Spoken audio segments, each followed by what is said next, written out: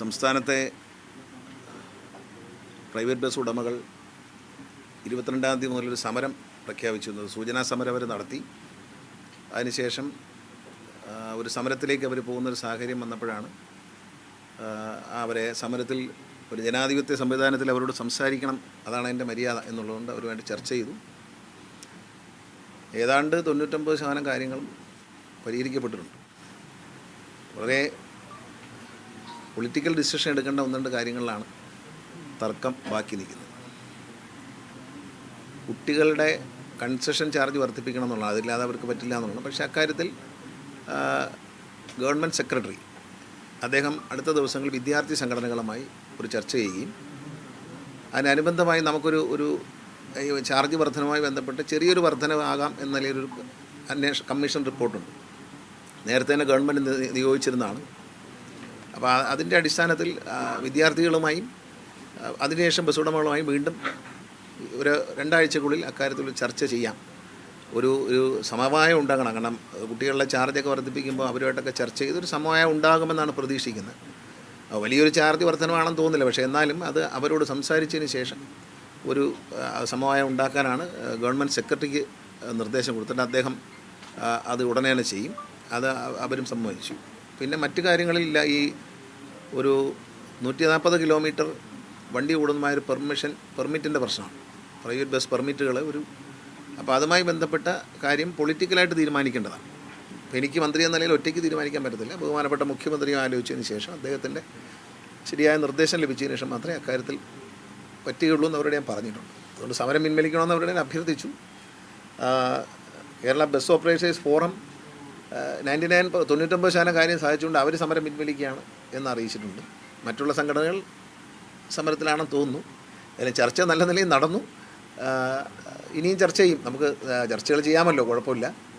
പക്ഷേ ഇതിനകത്ത് 2 കാര്യങ്ങളിലേ ഒരു തർക്കം ഉണ്ടായുള്ളൂ. ഒന്ന്, ഈ ഗവൺമെൻറ്റിന് ഉറച്ച നിലപാടുള്ളൊരു കാര്യം എന്ന് പറയുന്നത് ഈ ഡ്രൈവർ, കണ്ടക്ടർ, ക്ലീനർ ഈ പറയുന്ന ആളുകളുടെ പോലീസ് വെരിഫിക്കേഷൻ നിർബന്ധമാണെന്നുള്ളതാണ്. കുട്ടികളെയും സ്ത്രീകളെയും ഉപദ്രവിക്കുക, കൊലപാതകങ്ങൾ ചെയ്യുക, അക്രമ പ്രവർത്തനങ്ങൾ, പിന്നെ മയക്കുമരുന്നുമായി ബന്ധപ്പെട്ട കേസുകൾ, ഇതുള്ളവരെ അവരെ ക്ലിയറൻസ് വെച്ചിട്ട് ഡ്രൈവിംഗ് കണ്ടക്ടറായിട്ട് വയ്ക്കാവൂ എന്നുള്ള ഞങ്ങളൊരു ആവശ്യം അവർ പറ്റില്ല എന്നൊക്കെ പറഞ്ഞെങ്കിലും ഒടുവിൽ അതും സമ്മതിച്ചു. കാരണം വെച്ചാൽ കഴിഞ്ഞ പ്രാവശ്യം തന്നെ ഇതൊരു ചർച്ച, മുമ്പൊരു ഒരു ചർച്ചയിൽ ഞാനവർ ജനറലായിട്ട് ഈ പോലീസ് വെരിഫിക്കേഷൻ ആകാമെന്ന് സമ്മതിച്ചതാണ്.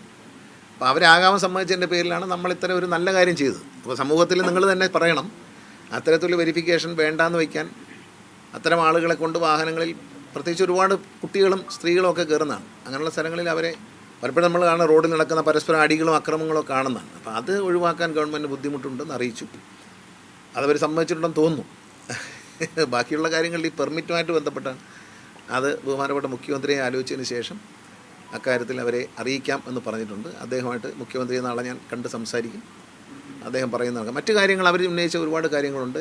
മോട്ടോർ വെഹിക്കിൾ ഡിപ്പാർട്ട്മെൻറ്റുമായി ബന്ധപ്പെട്ട അവർക്കുള്ള ബുദ്ധിമുട്ടുകൾ അതെല്ലാം പരിഹരിച്ചു കൊടുക്കാമെന്ന് പറഞ്ഞിട്ടുണ്ട്. അക്കാര്യത്തിൽ ചില ഉത്തരവുകൾ ഇറക്കാമെന്ന് പറഞ്ഞിട്ടുണ്ട്. പിന്നെ വല്ലാത്ത പ്രൈവറ്റ് പുതിയ ബസ്സുകളുടെ തള്ളിക്കയറ്റം, അതിലവരും അത് അംഗീകരിക്കുന്നൊരു കാര്യമാണ്. ഈ പെർമിറ്റൊന്നും വേണ്ട. ഇപ്പം പെർമിറ്റ് എടുക്കാൻ വരുന്ന ആളിന് വണ്ടി വേണ്ട, അപേക്ഷ കൊടുക്കണ്ട, അവർ അപേക്ഷ മാത്രം ഇട്ടാൽ മതി, പൈസ പോലും അടയ്ക്കണ്ട. അത് പെർമിറ്റ് അനുവദിച്ചതിന് ശേഷം ഇതൊരു കച്ചവടമാണ് കേരളത്തിൽ.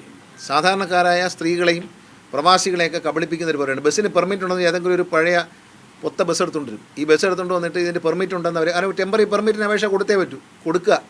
കൊടുത്തിട്ട് ഇത് പെർമനൻ്റ് ആയിക്കോളെന്ന് പറഞ്ഞ് ആളുകളെ തലയിൽ വെച്ച് കൊടുക്കുന്ന ഒരു വ്യാജ കച്ചവടം കേരളത്തിൽ നടക്കുന്നുണ്ട്. അത് സംഘടനകൾ പൂർണ്ണമായി അംഗീകരിച്ചു. അത് തെറ്റാണെന്ന് അവർ അംഗീകരിച്ചിരിക്കുകയാണ്. ഈ ചർച്ചയുടെ അടിസ്ഥാനത്തിൽ അവർ തീരുമാനം എടുത്തിട്ടുണ്ട്. അവരെ ഇരുത്തിക്കൊണ്ട് ഞാൻ പറയുകയാണ്, ഇനി മേലിൽ പുതിയ പെർമിറ്റുകളെല്ലാം പുതിയ വണ്ടികൾ കൊണ്ടുവരുന്നവർക്ക് മാത്രമേ ഉള്ളൂ എന്ന് തീരുമാനിച്ചിട്ടുണ്ട്. പുതിയ വണ്ടികൾ കൊണ്ടുവരണം. പുതിയ വണ്ടി ഇന്നത്തെ സ്റ്റാൻഡേർഡ് അനുസരിച്ച്, ഇന്ത്യയിലെ നിലവാരം അനുസരിച്ച് ആ സ്റ്റാൻഡേർഡ് അനുസരിച്ചുള്ള പുതിയ വണ്ടി കൊണ്ടുവന്നാൽ മാത്രമേ ഇനി പുതിയ പെർമിറ്റ് ഉള്ളൂ. അല്ല വെറുതെ ഈ കടലാസ് എഴുതി കൊടുക്കുന്ന പരിപാടി അവസാനിപ്പിക്കാൻ തീരുമാനിച്ചിട്ടുണ്ട്. ഉടൻ തന്നെ ട്രാൻസ്പോർട്ട് കമ്മീഷൻ അതിനുള്ള നടപടികൾ സ്വീകരിക്കാൻ തീരുമാനിച്ചിട്ടുണ്ട്. അതെല്ലാ സംഘടനകളും അംഗീകരിച്ചാണ്. അതിൻ്റെ വല്ലാത്തൊരു മത്സരമാണ്. പിന്നെ ഞാൻ പറഞ്ഞതുപോലെ 5 മിനിറ്റ് 10 മിനിറ്റ് ഗ്യാപ്പ് വേണം എന്നുള്ള കാര്യവും അവർ അംഗീകരിച്ചിട്ടുണ്ട്. അത് നമ്മൾ ചർച്ച ചെയ്തു. കാരണം വണ്ടികൾ തമ്മിലുള്ള അകലം നഗരങ്ങളിൽ 5 മിനിറ്റും റൂറൽ ഏരിയയിൽ 10 മിനിറ്റും അകലം വേണം എന്നുള്ളൊരു പ്രപ്പോസൽ അത് ട്രാൻസ്പോർട്ട് കമ്മീഷണറും റോഡ് സേഫ്റ്റി കമ്മീഷണറും നൽകിയൊരു ശുപാർശയുണ്ട്. അത് ഗവൺമെൻറ് മുമ്പിലുണ്ട്. അക്കാര്യത്തിൽ സംഘടനകൾ യോജിച്ചു. കാരണം ഈ അനാവശ്യമായ മത്സരം ഈ വ്യവസായത്തെ ദോഷകരമായി ബാധിക്കുന്നു എന്നുള്ളത് കൊണ്ട് ഈ തള്ളിക്കയറ്റം ഒഴിവാക്കണം എന്നുള്ളതാണ് അവരുടെയും നിലപാട്. അതിലൊക്കെ എനിക്ക് സന്തോഷമുണ്ട്. ഈ പ്രധാനമായൊരു പ്രശ്നം എന്ന് പറയുന്നത് ഈ പെർമിറ്റുമായി ബന്ധപ്പെട്ടൊരു വിഷയമാണ്. അപ്പോൾ ആ ഒരു പെർമിറ്റിൻ്റെ കാര്യം 140 കിലോമീറ്റർ മേളിലുള്ള വണ്ടികൾക്ക് ലിമിറ്റഡ് സ്റ്റോപ്പായിട്ട് ഓടാൻ പറ്റില്ല എന്നുള്ളൊരു നോട്ടിഫിക്കേഷനായിട്ട് അത് കോടതിയുടെ പരിഗണനയിരുന്നൊരു വിഷയമാണ്. വീണ്ടും സുപ്രീം കോടതിയിൽ അപ്പീൽ പോകാനുള്ള നടപടികളാണ് KSRTC സ്വീകരിച്ചുകൊണ്ടിരിക്കുന്നത്. അപ്പോൾ അക്കാര്യത്തിൽ ഒരു തീരുമാനമെടുക്കുന്നത് മുഖ്യമന്ത്രിയോട് ആലോചിച്ചതിന് ശേഷം അദ്ദേഹം നിർദ്ദേശിക്കുന്ന പോലെ ഇക്കാര്യം ചെയ്യാം. അത് അവരോട് സംസാരിച്ചുകൊണ്ട് അവർ കൂടുതൽ ആലോചിച്ചതിന് ശേഷം അറിയിക്കാമെന്ന് പറഞ്ഞിരിക്കുകയാണ്.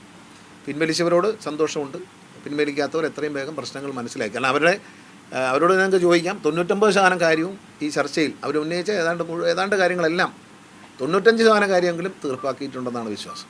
കാരണം അത് ന്യായമായ എല്ലാ കാര്യങ്ങളും ഈ തർക്കം വന്നൊരു കാര്യം ഈ പോലീസ് വെരിഫിക്കേഷൻ അതിൽ സർക്കാർ വിട്ടുവീഴ്ചയ്ക്കില്ല, വേണമെന്ന് നിങ്ങൾ തന്നെ തീരുമാനിക്കണം. ഈ മാധ്യമപ്രവർത്തകരോടും ജനങ്ങളോടും ഞാൻ ചോദിക്കുകയാണ്, അത്തരത്തിലുള്ളവരെ കൊണ്ട് കേരളത്തിൽ വണ്ടി ഓടിക്കാൻ അത് KSRTCയിലും അനുവദിക്കില്ല, പ്രൈവറ്റ് ബസ്സിലും അനുവദിക്കില്ല. KSRTCയിലും പുതുതായി എല്ലാവരുടെയും പോലീസ് വെരിഫിക്കേഷൻ. KSRTC ജീവനക്കാർ സ്ഥിരം ജീവനക്കാർക്ക് അതെല്ലാം ഉണ്ട്. ടെമ്പററി ആയിട്ട് എടുക്കുന്നവർക്കെല്ലാം അതും നിർബന്ധമാണ്. അപ്പോൾ അതുകൊണ്ട് ഷിഫ്റ്റിൽ എടുക്കുന്നു. ഇപ്പോൾ ഷിഫ്റ്റിലെ ആൾക്കാരെ എടുക്കുന്നുണ്ട് പുതുതായിട്ട്. ഷിഫ്റ്റിൽ ആളെ എടുക്കുമ്പോൾ ഇത് നിർബന്ധമാണ്. ഇതിൽ പ്രധാനമായിട്ട് പറയാം, വീട്ടിലെ വഴക്ക്, പൊളിറ്റിക്കൽ സമരങ്ങൾ, അങ്ങനെയുള്ള വിഷയമൊന്നും എടുക്കാൻ പാടില്ല.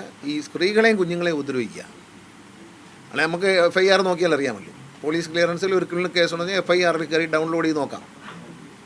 അപ്പോൾ അത് എടുക്കുമ്പോൾ കുഞ്ഞുങ്ങളെ ഉപദ്രവിക്കുക, സ്ത്രീകളെ ഉപദ്രവിക്കുക, കൊലപാതകങ്ങൾ, ഹാബിച്വൽ ക്രൈം ചെയ്യുക, വളരെ റാഷായിട്ട് വണ്ടി ഓടിച്ച് 4-5 പേരെ കൊല്ലുക, പിന്നെ അങ്ങനെയുള്ള കേസുകളുള്ളൂ. പിന്നെ മയക്കുമരുന്നിൻ്റെ ഒരു വിഷയം, അത് ഉപയോഗിക്കുന്നവരായിട്ട് പിടിക്കുകയോ അല്ലെങ്കിൽ ട്രേഡ് ചെയ്യുന്നവരായിട്ട് കണ്ടുപിടിക്കുകയോ ചെയ്തു കഴിഞ്ഞാൽ പാടില്ല എന്നുള്ളത്. അത് നാടിൻ്റെ നന്മയ്ക്ക് വേണ്ടിയാണ്.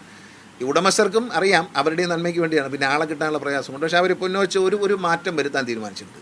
അതായത് ഇപ്പോൾ ഡ്രൈവർ കണ്ടക്ടർ ആകണമെങ്കിൽ 10ാം ക്ലാസ്സിൽ പരീക്ഷ അപ്പിയർ ചെയ്തിരിക്കണം, ജയിക്കണമെന്നില്ല. പക്ഷെ അത് കുറയ്ക്കാൻ തീരുമാനിച്ചു. 7ാം ക്ലാസ് കഴിഞ്ഞാലും കണ്ടക്ടർ ലൈസൻസ് കൊടുക്കാൻ. കാരണം ഡ്രൈവിംഗ് ലൈസൻസ് ഇങ്ങനെ ഒരു പാഠഭാഗം പറയുന്നില്ല. ഡ്രൈവിംഗ് ലൈസൻസിൽ ഏതുവരെ പഠിക്കണമെന്ന് പറയുന്നില്ല, അപേക്ഷിച്ചാൽ കൊടുക്കാം. പക്ഷേ ഇതിൽ ഒരു ലിമിറ്റ് 10ാം ക്ലാസ് എന്ന് വെച്ചു. അതുകൊണ്ട് ഒരുപാട് ആളുകൾ ചെറുപ്പത്തിൽ തന്നെ ബസ്സിൽ പഠിത്തം ഡ്രോപ്പായിട്ടായി ഇപ്പോൾ ഒരുപാട് പാവപ്പെട്ട കുഞ്ഞുങ്ങളുണ്ട്. അപ്പോൾ അവരെ പരിഗണിച്ചുകൊണ്ട് അവർ ഒരു ആശയം മുന്നോട്ട് വെച്ചു. ആശയം അംഗീകരിക്കുന്നു. 7ാം ക്ലാസ് മുതലുള്ള ആളുകൾക്ക് 7ാം ക്ലാസ് പഠിച്ചിട്ടുണ്ടെങ്കിൽ ഈ കണ്ടക്ടർ ടെസ്റ്റ് എഴുതാൻ പറ്റും. അപ്പോൾ കൂടുതൽ കണ്ടക്ടർമാരെ തൊഴിലവസരമാണ്, കുറച്ചുകൂടി കണ്ടക്ടർമാരെ അവൈലബിൾ ആക്കാൻ കഴിയുമെന്നുള്ളതാണ്. അവർ മെഷീൻ കൈകാര്യം ചെയ്യാൻ പഠിച്ചാൽ മതി, അതൊക്കെ പറ്റും. അതൊക്കെ ഒരു കോമൺ സെൻസ് വെച്ച് ചെയ്യുന്നൊരു കാര്യമാണ്, അത് ചെയ്യാൻ പറ്റും. അപ്പോൾ അങ്ങനെ ഒരു കാര്യം മാറ്റം വരുന്നുണ്ട്. ഇതുവരെ കേരളത്തിൽ ഇല്ലാത്തൊരു പുതിയ മാറ്റമാണ് അങ്ങനെ ചെയ്യാൻ ഉദ്ദേശിക്കുന്നത്. ഇത്രയും കാര്യങ്ങളാണ് സംസാരിച്ചത്.